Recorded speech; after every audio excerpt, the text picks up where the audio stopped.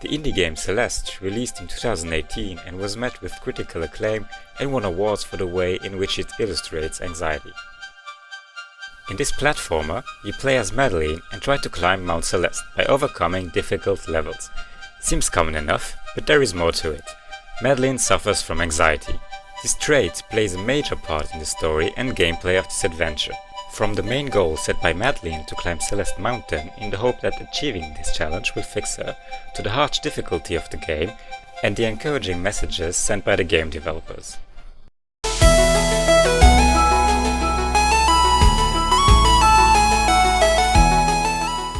Our protagonist suffers from anxiety, and the game world reflects it. At the start of the game, you are greeted by messages telling you to breathe and not to be nervous. Then encounter a grandma who tells you that climbing the mountain might be a bit too much for you. Obviously, the symbolic of the mountain is strong. Madeline has certain difficulties she wants to overcome, and you know it won't be easy for her, and for you the player. But the game makes it clear that this is okay, with messages like, be proud of your death count. The more you die, the more you keep learning. Perseverance is needed to overcome the challenge. The die and retry mechanic, which lets you respawn immediately after an error, keeps you in a loop and allows you to rapidly try new strategies, if your first approach didn't work. And the great soundtrack helps to keep you motivated. After all, you know this game was designed to be difficult, but importantly, it was designed to be beaten. The way in which Celeste approaches difficulty and anxiety is pretty healthy and can easily be transposed to real-life situations. But what exactly is anxiety? This mental disorder is characterized by an excessive anxiety or worry about a number of events, and this during a prolonged period of time, and is sometimes accompanied by dysfunctional behaviors used to reduce that anxiety. In addition, the DSM, which is the manual used by psychiatrists to diagnose mental illnesses, states that to be diagnosed as suffering from anxiety, patients have to find it difficult to control the worry. The anxiety has to be associated with 3 other symptoms, such as restlessness, fatigue, irritability, or sleep disturbance, for example. Furthermore, these symptoms have to impair the everyday life of the patient and cannot be caused by a substance or another disorder. Anxiety seems to be caused by an abnormal response to threat. On the neurobiological front, a hyperactivity and increase in volume of the amygdala has been observed. This structure is responsible for the expression of fear, aggression, defense behaviors, and it also plays a role in the formation and retrieval of emotional and fear-related memories. An increase in size and activity of this structure might thus render it more difficult to control negative emotional stimuli. Okay, back to Celeste. Although the game is difficult, the developers did not want to stress the player out. If you find the challenge too difficult and just want to see its story, there is the option to use the assist mode to get a little help. The game even teaches you that in difficult situations it is better to take a break and breathe for a second.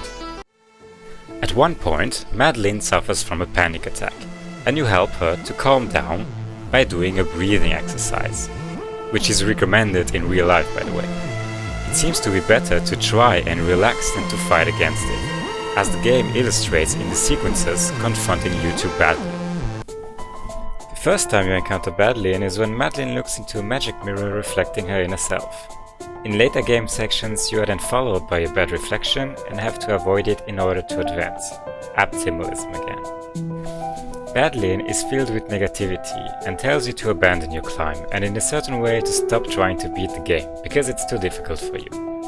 She acts as the part of you reflecting your doubts and fear we all know. Madeline has a hard time dealing with her, which is reflected in the increase in difficulty in the game sections you have to outrun Madeline, as well as changes in graphics and music making it more stressful.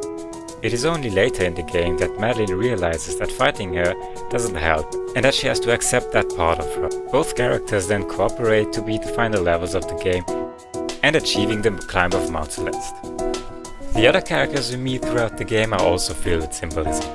There is the supporting mother whose phone calls reassure and encourage Madeline, the stress-free friend Theo trying to help our protagonist on her climb and calming her down during panic attacks. Interestingly, Theo is not without his fear, as he is concerned with social media and the view of others. In a section of the game he ends up being trapped in a glass cage, an ice cube, and it is Madeline who helps him out of this situation. Lastly, there is Mr. Oshiro. He's sitting in an old hotel, symbolizing his former life. He seems to be unable to let go of it, and despite our efforts to clean out the whole place, he cannot be helped. This situation becomes too stressful for Madeline, and she decides to leave the place, and thus not being surrounded by people affecting her negatively. As a side note, an interesting detail can be found in the music of the game. If you listen to one of the game tracks backwards, the full music becomes a grueling track, where you can hear the inner thoughts of Madeline. Sometimes I don't really know what's going on anymore. I don't know who I am.